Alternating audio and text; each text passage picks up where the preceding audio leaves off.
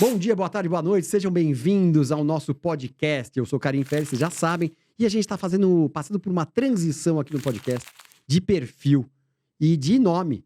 O antigo Cine Cameração agora passa a se chamar Tudo é Possível. E para estrear o Tudo é Possível, eu chamei uma pessoa sem saber que a história dele envolve muito essa expressão.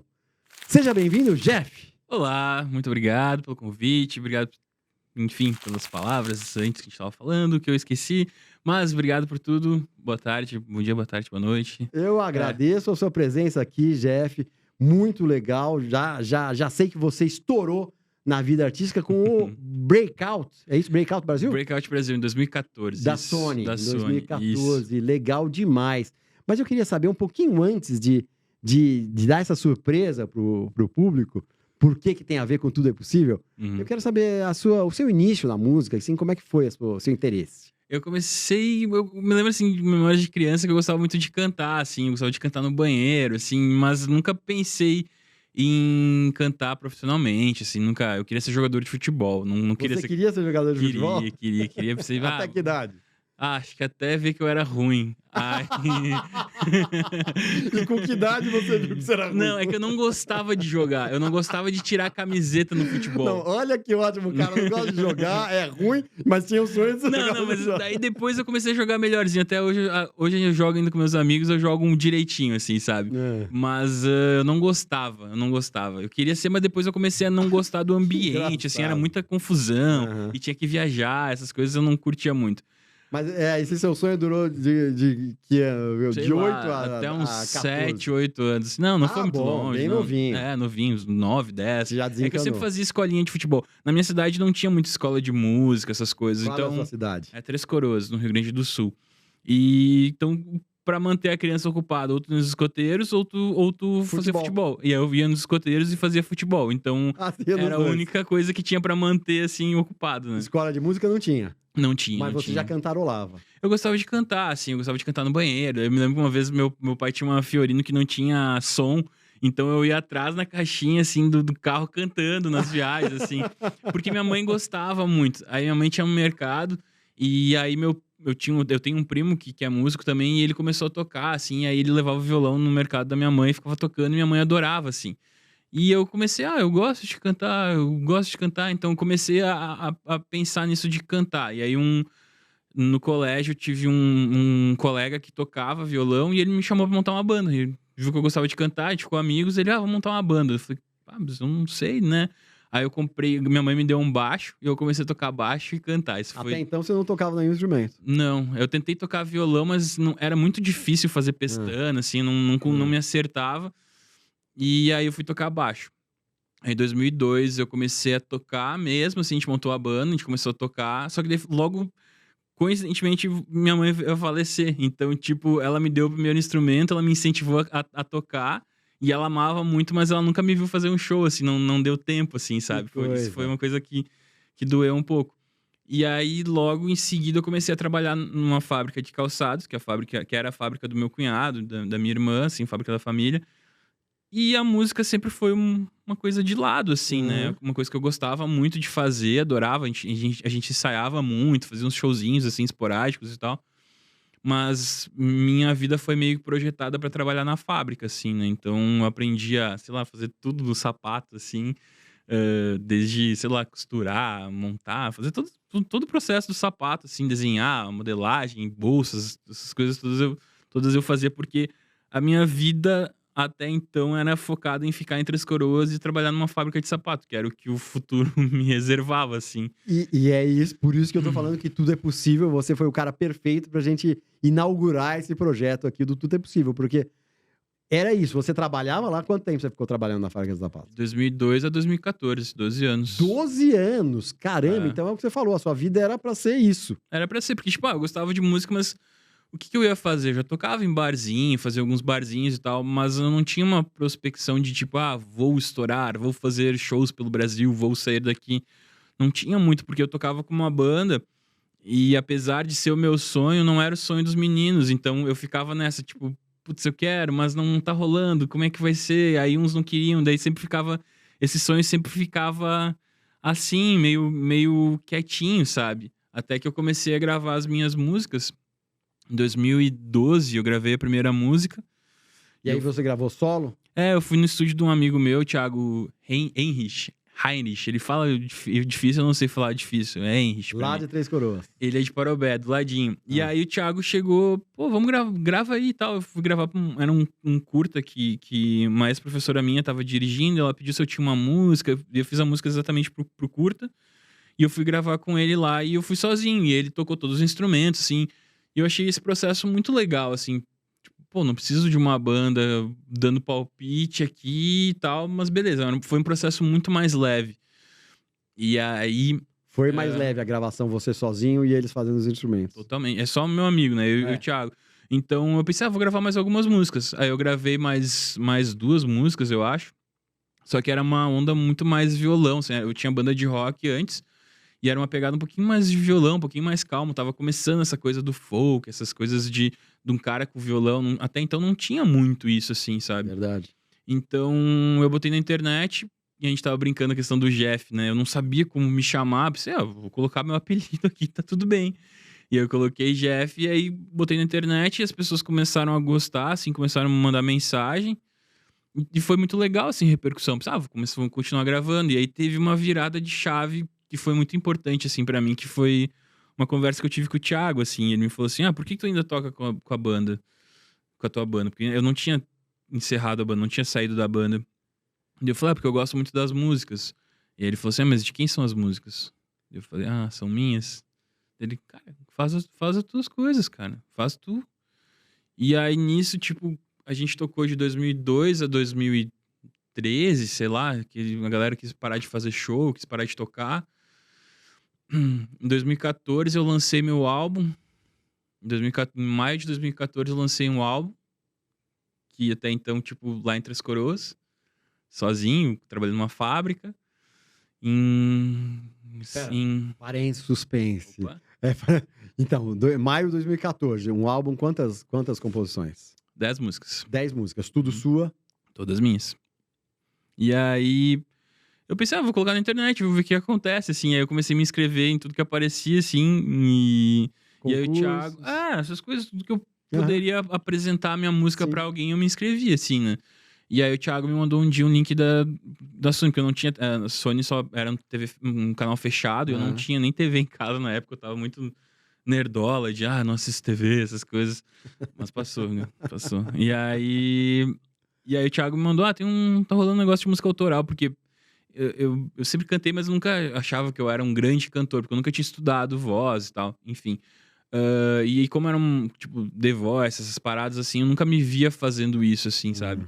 E como era uma parada de música autoral, tinha que escrever com música autoral, vamos lá. Aí eu escrevi 2 músicas, tinha lançado o disco em maio, acho que o programa foi em junho ou julho, e, tipo, setembro eu tava com um contrato assinado com uma gravadora. Tipo, que louco, velho. O que demorou 10 anos pra acontecer com a banda, quando eu tentei fazer sozinho, tipo, foi rápido, assim, alguns meses. Em alguns meses, minha vida mudou completamente. Então, tipo, em maio eu lancei o disco, trabalhava na fábrica ainda.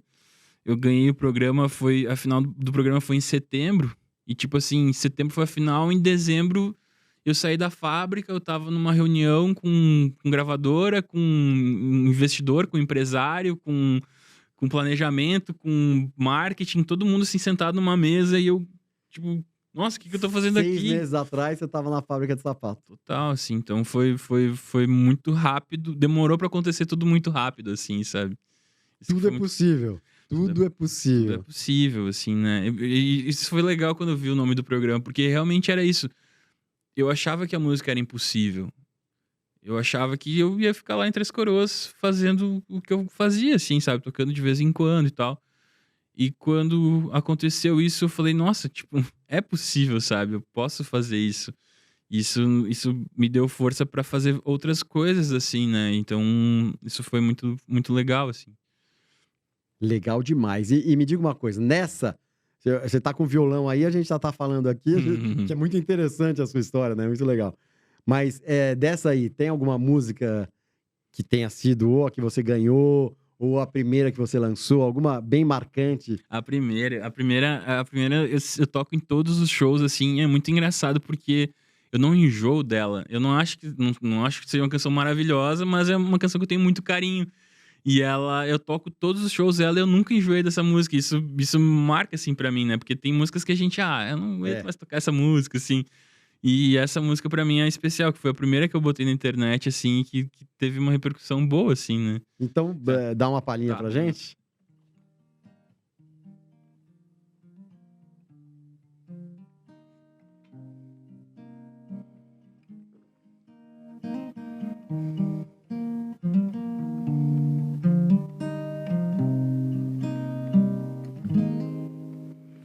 Sei que outro lado espera um pedaço teu.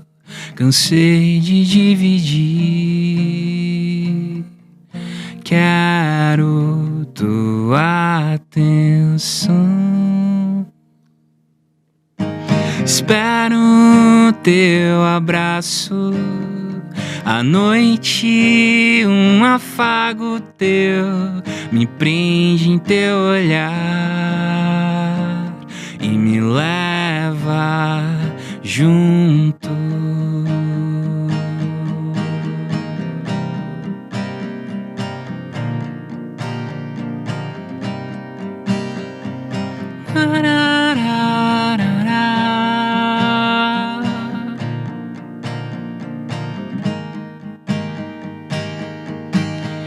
E quando você voltar, eu vou estar te esperando.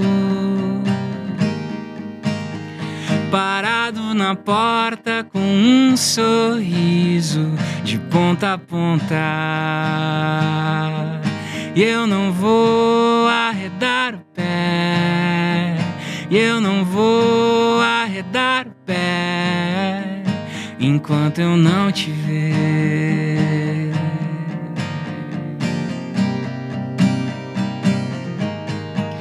E quando você voltar, eu vou estar te esperando. Parado na porta com um sorriso de ponta a ponta. E eu não vou arredar o pé. E eu não vou arredar o pé. E eu não vou arredar o pé. Eu não vou.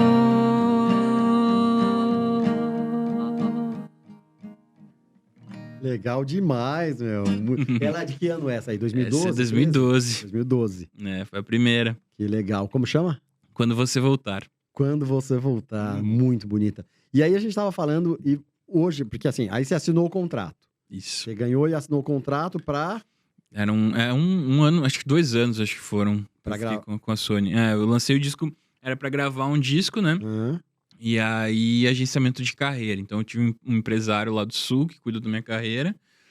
E Cuida até hoje, é o mesmo? Não. Quando eu vim pra São Paulo, eu achei melhor a gente, né? Tava terminando o contrato, eu falei, preferi não renovar, porque como ele era lá do Sul, não adiantava eu estar aqui e ele lá, né? Ele tá marcando coisas lá pra mim, eu não teria como ficar fazendo esse Verdade. bate-volta. Então, resolvi viver a vida aqui em São Paulo, né?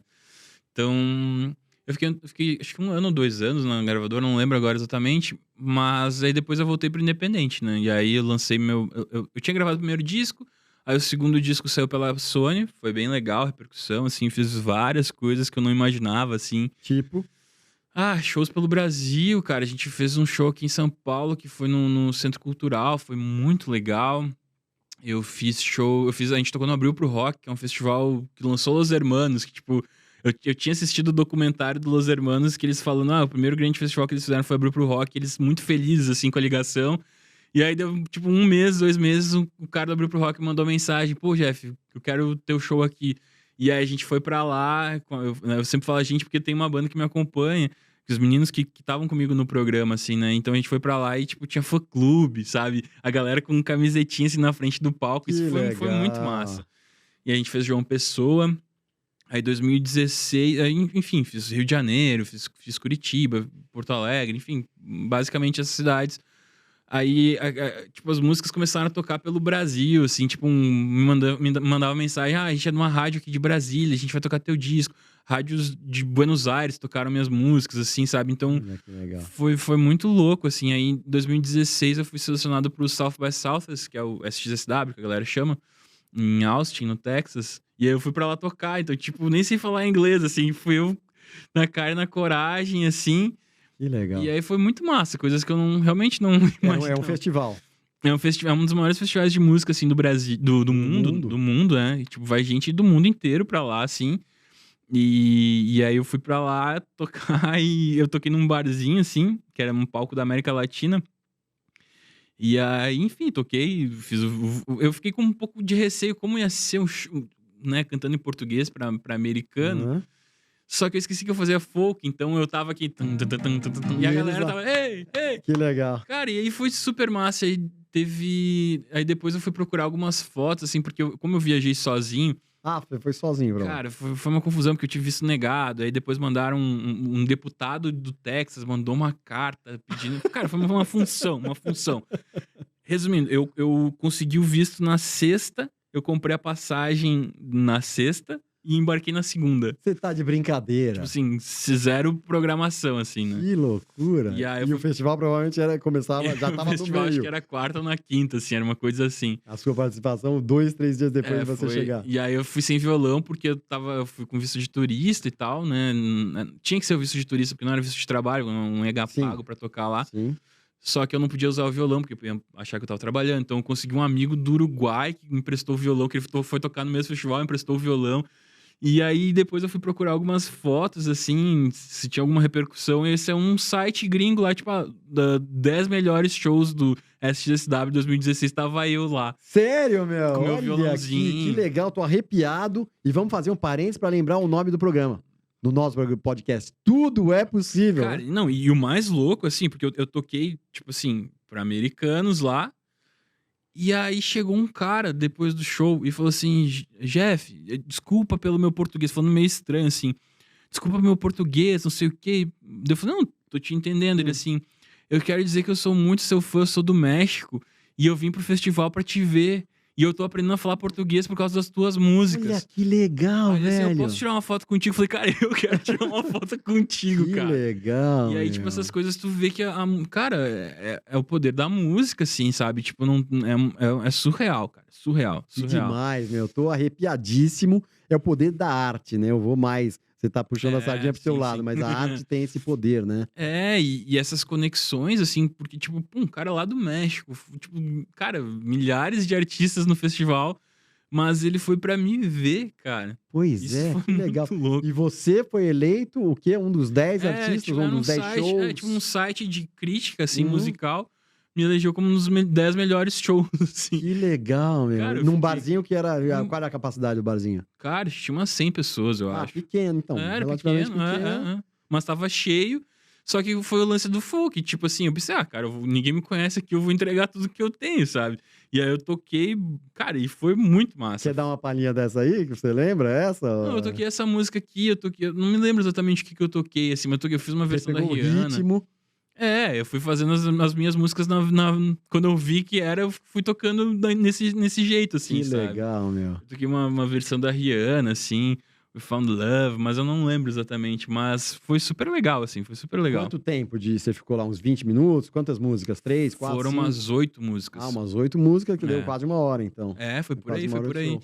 E aí rolou... Aí depois desse festival me convidaram pra um festival que é muito parecido que rola no Canadá. Queriam que eu fosse pra lá. Um cara entrou em contato com minha equipe. E aí eu falei, cara, infelizmente, eu adoraria, mas não tem dinheiro, porque eles não te pagam nada, né? Você tem que ir na cara e na coragem. E aí, como eu tinha gastado todo o meu dinheiro que eu saí da fábrica, eu não tinha como ir, assim. Mas, cara, foi uma experiência de vida, assim, sabe? De vida, foi muito louco. Que legal. E aí, você tava me falando que ultimamente você tá compondo muito pra outros artistas, não só pra você com certeza, e pra outros artistas também. Foi aí 2016, 2017 eu fiz alguns shows, foi bem legal, assim, em 2018 eu lancei meu 3º disco, e aí eu resolvi vir pra São Paulo. Foi em 2018 que você mudou pra São Paulo? 2018 eu mudei pra São Paulo. Eu queria muito, assim, No começo eu achava que eu não precisava, assim. Eu pensava, qualquer coisa eu vou, venho, fico, sei lá, uma semana, 20 Aham. dias, o que for. Porque eu tava muito apegado à minha família, assim. Eu queria muito estar com a minha família naquele momento, assim. E eu acho que eu fiz certo, assim, não me arrependo. E aí chegou o final de 2017, a minha esposa falou: eu quero sair de Três Coroas. E eu falei, beleza, eu também quero. 2017? A gente tá juntos desde 2006 a gente tá juntos. E aí ela, na época a gente era namorado, falou assim: eu quero sair de Três Coroas. Eu falei, vamos pra São Paulo.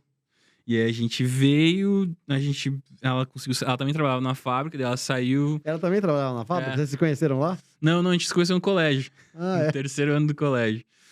E aí a gente vamos pra São Paulo. Aí em 2018 a gente veio pra São Paulo e logo que eu cheguei, algumas pessoas começaram a me chamar pra sessões de composição. Eu nunca tinha feito isso. Eu sempre escrevia pra mim, sozinho, né? E aí a galera começou a me chamar pra compor e eu comecei a gostar. Eu falei, pô, que legal compor com outras pessoas, assim, não escrever só sobre o que eu sinto, Uhum. escrever o sentimento de outra pessoa. E aí começaram a me pedir música, a galera começou a ir lá na minha casa pedir música. Pô, posso ir na tua casa compor? Eu preciso de uma música assim pro meu disco e tal. Eu falei, beleza. Daí eu comecei a compor muito. E aí rolou. Eu criei um podcast que a gente falava sobre composição, assim, eu entrevistava as pessoas. E eu conheci o Koala, que é o vocalista da Reitinho, uma banda gigantesca, assim, no Brasil, um grande compositor. E aí o Koala me perguntou, pô, tu não pensa em trabalhar com isso? Eu falei, cara, ia ser legal, né? Aí ele me convidou pra trabalhar no Midas, eu fui lá pro Midas, fiz uma entrevista. Midas é uma produtora. O Midas é a gravadora do Rick Gravadora. Bonadio, uma das maiores gravadoras do Brasil, assim. E aí, tipo, cheguei lá no Midas, e aí são várias coisas que vão acontecendo, assim. Tipo, cheguei no Midas cheio de Grammy, assim. Pô, os caras... O Rick descobriu Mamonas, produziu Mamonas, Charlie Brown. Toda essa galera, assim, tu vê os Grammys, assim, eu falo, meu Deus, o cara lá de Três Coroas tá aqui, o que tô fazendo aqui, cara? E aí eu comecei a trabalhar na gravadora, e eu tô lá já, vai fazer 4 anos que eu tô lá, e, cara, foram mais de 50 artistas, assim, foram, sei lá, umas 400 músicas que eu fiz pra eles lá já. Você é contratado da Midas pra compor. Sou compositor do Você é Midas, compositor? assim, E aí eu comecei a compor pros artistas do Midas, e nisso, claro, fui conhecendo outras pessoas no caminho, Claro. tipo, conheci o Fiuk, que aí ele saiu do Big Brother e gravou uma música que a gente tinha feito, sabe? Então, essas coisas foram acontecendo, assim, e, cara, foi muito louco, assim, né? Eu tava te falando antes, nesses 4 anos, vai fazer 5 anos que eu tô aqui em São Paulo, já foram mais de 700 músicas, assim, né? Mais de 700 músicas. É. Você aproveitou quantas dessas? Quer dizer, quantas dessas foram pra você e quantas pros outros? Pra mim, eu tenho feito pouco pra mim, poucas. assim. Dessas 700, a maioria pra outros Mas artistas. tira A grande maioria. grande maioria pros outros, assim. Agora que eu tô separando algumas músicas pro próximo disco, eu separei algumas 15, assim, sabe? Mas que eu não escrevi pra mim, que eu escrevi pra outros e eu achei legal e puxei pra mim, assim. Que legal demais. Bom, claro que eu perguntei aqui se você já viveu uma cena digna de filme ou série, e você respondeu que, claro, né? Sair da fábrica. Eu pensei nesse momento, quando tu me fez essa pergunta, eu pensei no momento, acho que um momento, assim, que mudou, que eu guardo, assim, na memória muito, é que foi a final, assim, do Breakout. Porque, cara, eu acredito muito em Deus, assim, não sou apegado a religião nenhuma, mas eu acredito muito em Deus e eu sempre rezava assim, que eu possa fazer o meu melhor. E aí chegou na final e eu só rezei assim, tipo, obrigado, o que acontecer eu tô feliz. Se é pra ganhar, se é pra perder, eu tô feliz. Tipo assim, que eu possa subir no palco e fazer o meu melhor, assim. E aí a gente tocou uma música e tinha um público, assim, tipo, de figurantes e que não conheciam a gente e tal. Eu pensei, e aí foi um dia longo de gravação, assim, então eles já estavam meio incomodados com a situação. Cansados, assim. E aí eu me lembro que eu cheguei no microfone, eu tava com muita fome. E aí eu cheguei no microfone e eu falei assim, vocês estão com fome? Todo mundo, sim! Eu falei, eu também. Então, vamos tentar se divertir um pouco. Vocês não me conhecem, eu não conheço vocês, então, vamos tentar se divertir, fazer um pouco tempo que a gente tem aqui ser legal. E é isso. Então, obrigado por tudo e vamos lá. Enfim, a gente tocou a primeira música, foi legal, e a gente tocou a segunda música que era inédita até então. A primeira tava no primeiro disco, e a segunda não. E aí, no final, ela tinha uns ô-ô-ô, assim, e aí foi muito marcante, porque a gente fez esses ô-ô-ô, e aí eu chamei a galera pra cantar, a galera começou a cantar, e beleza, a gente parou de cantar. A gente parou, acabou o show, agradeceu, A gente tava saindo do palco, começou... Olha que legal. Aí começou o teatro inteiro Que a legal. cantar. De novo, E você a já gente tinha saído. voltou pro palco e a gente se abraçou, Que assim, e a gente começou, eu falei, meu, cara, que eu legal. me entreguei o meu melhor, entendeu? Ah, eu tô arrepiadaço. E E eu- essa você vai cantar isso? Pode ser. Aí quando foi pra anunciar, assim, foi muito legal, porque eu me lembro exatamente do momento. A gente tava de um lado e a outra banda tava do outro. E o apresentador fez assim, aí a banda que venceu, não sei o quê, é o... Aí ele fez assim, quando ele foi pra lá, eu falei assim, putz! É, Aí ele voltou, o Jeff, eu fiz que assim. legal. Aí a galera pulou em mim, aí veio, tipo assim, veio todo mundo da produção, sabe? Porque é uma coisa, cara, não sei se é por eu ter trabalhado na fábrica, por eu ter vindo do chão da fábrica.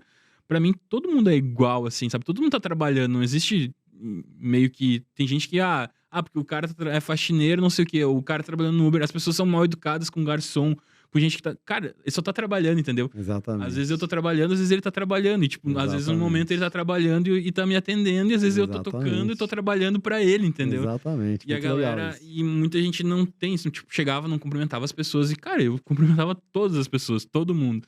E aí, quando rolou, assim, todo mundo da produção desceu o teatro, assim, pra vir me abraçar. Olha que E, legal, cara, velho. foi lindo, assim, foi muito lindo, assim, um momento que pra mim foi um momento de final de filme, assim, sabe? Então, eu ia falar isso. Isso dá um longa, né? É, Dá um foi longa, muito porque bonito, cara, com foi essa muito bonito. história aí da fábrica, e aí você ter isso. E hoje você continuar, né?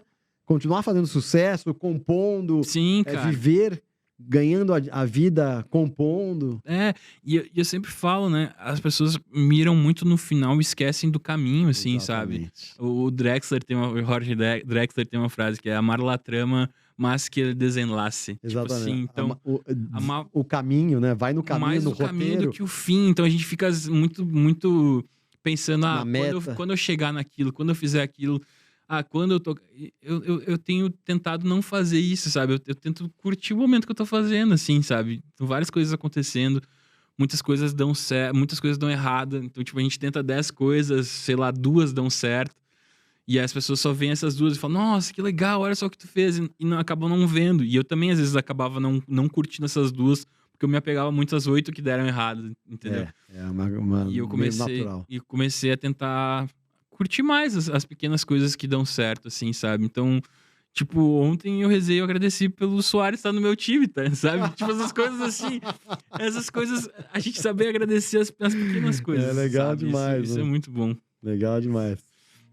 É que eu toco aquela música? Boa, Tá. você... Deixa eu me lembrar. você não lembra muito? Não vou te pôr em maus lençóis. Não, é que tem uns gritos no final que são mais difíceis de fazer, Eu mas queria dá pra fazer o mas eu não vou saber que horas eu fazer o Não, no final vai dar certo. Vou saber? É. Eu vou sentir? Então Vai, vamos ver. vai. Bruno ajuda. Me conte sua história. Me diz o que é que aconteceu. Me fale a verdade, nem que seja pro meu mal. Senta aqui um pouco. O que é que foi? O que é que há com essa sua cabeça que não quer mais descansar? Tem dias que você se perde e se esconde em mim. Tem dias que a gente se esquece, solta a mão por qualquer coisa.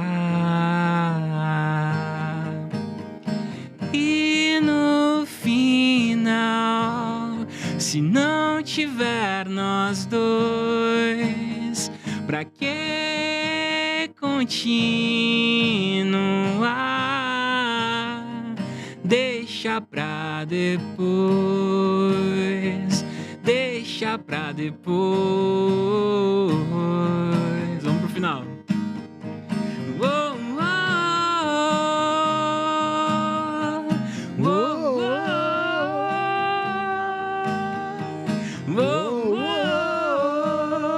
Vai, Bruno. Vai, Bruno.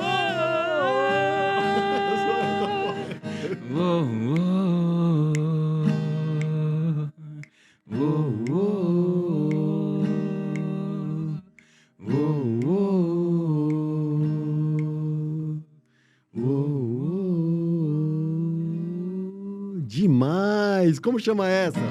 Pra depois. Pra depois. Demais, Jeff. Demais, meu. Puta, sua história realmente é magnífica. Obrigado. Pra gente finalizar, eu queria que você olhasse pra câmera, pra sua câmera, e desse um conselho para as pessoas que ainda duvidam, tem receios, tem dúvidas sobre as possibilidades que a vida traz.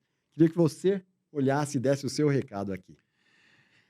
Acho que como eu falei, acho que a gente tem que sonhar sempre, mas também curtir o caminho, sabe? Mais do que pensar onde a gente quer chegar, a gente tem que pensar onde a gente quer chegar, ter metas, assim, mas saborear o caminho. Então, entender que tudo é possível mesmo, a gente acredita, a gente corre atrás, vai dar certo com empenho, com força. Eu acredito que vai dar certo, tenha fé, sabe? Mesmo se não acredita em Deus, não tenha fé em alguma coisa, mesmo que seja em você, sabe? Acho que tenha fé e vai atrás que vai dar certo, assim, porque, cara, é possível, sabe? Tudo é possível se a gente acredita, se a gente se esforça pra conseguir e não desiste, assim, sabe? Acho que a gente tem medo, às vezes, de dar errado e a gente acaba desistindo. Então, não desiste, continua e curte o caminho, que o caminho é gostoso. Maravilhoso! Tudo é possível. Achei demais o que você falou. A gente tem medo, às vezes tem medo de que dê certo. De que não dê certo e às vezes que dê certo. A gente se auto-sabota, assim, né? Eu venho de uma cidade que a galera falava... A galera tinha muito medo de